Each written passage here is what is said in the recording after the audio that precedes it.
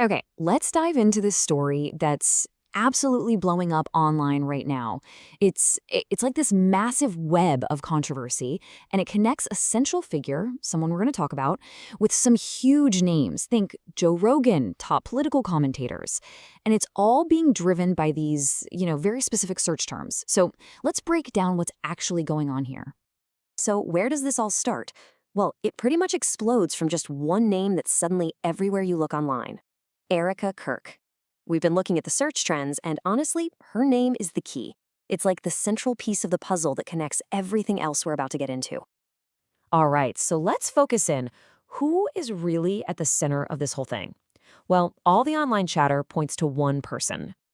And that person is Erica Kirk. Now, while a lot of details are still coming out, the online buzz seems to be linking her to a pretty big political organization.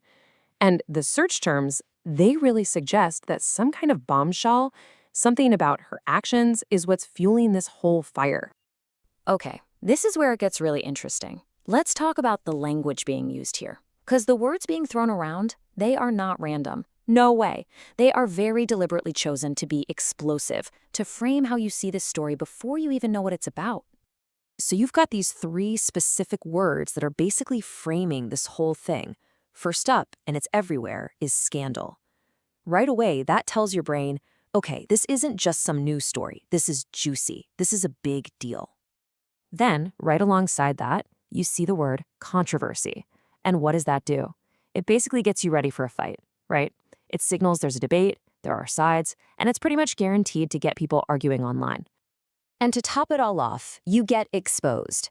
That word promises that secrets are coming out, that something hidden is being dragged into the light. So you put those three together: scandal, controversy, exposed, and what do you have? You have a narrative machine that's built to create outrage and get you to click, long before you have any of the actual facts. And get this, look at how it's all packaged up. The main hashtag they're using is #TheRoyalSpotlight. I mean, that's not just a hashtag, right? That elevates this whole thing from simple online drama to, like, a major must-see event. It is pure marketing genius, designed to make you stop scrolling and pay attention. All right, so this is where the story really starts to expand. It doesn't just stop with Erica Kirk. The search data is very intentionally pulling in two of the biggest names in the media landscape, connecting them right to the center of all this.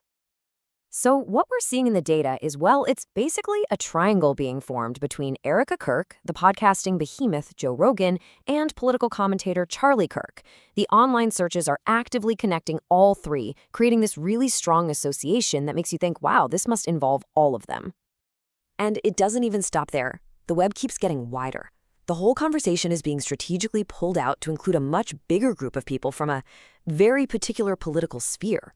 Yeah, this thing is definitely not happening in a vacuum. When you look at the tags being used, you see direct links to other major conservative names: Candace Owens, Donald Trump, JD Vance. This is a strategic move, right? It widens the net and pulls the story straight into the middle of national politics. Okay, but there's one more piece to this puzzle, and this one it's particularly explosive. We need to be really careful and just explain what we're seeing, because among all the other tags, this one really stands out. It's jarring, and it's very, very ambiguous. The tag is Charlie Kirkshot, and it's circulating out there. What makes it so powerful is that it's completely unclear what it means. The source tags give zero context. So, is it literal? Or is it a metaphor, like for a political takedown? Nobody knows. And that very ambiguity is what's fueling so much speculation and making the online chatter even more intense. It just lets people fill in the blanks with whatever they can imagine. So let's step back for a second. What's the big picture here? We've looked at all the pieces, the names, the hashtags, the really loaded language. What does it all add up to? Honestly, what we're looking at here is a masterclass in how to build a story online in 2024.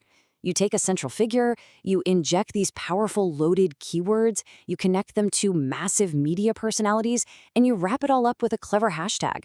It's like a blueprint for how to create a viral political firestorm, and it's designed from the very beginning to grab your attention and shape how you see things.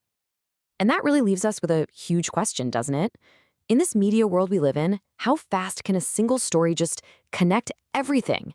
We've seen it right here. One name, if you wrap it in the right story, can instantly become the link between the worlds of podcasting, politics, and massive public outrage. Maybe the real story isn't just about the scandal, it's about how quickly a scandal can be built from the ground up.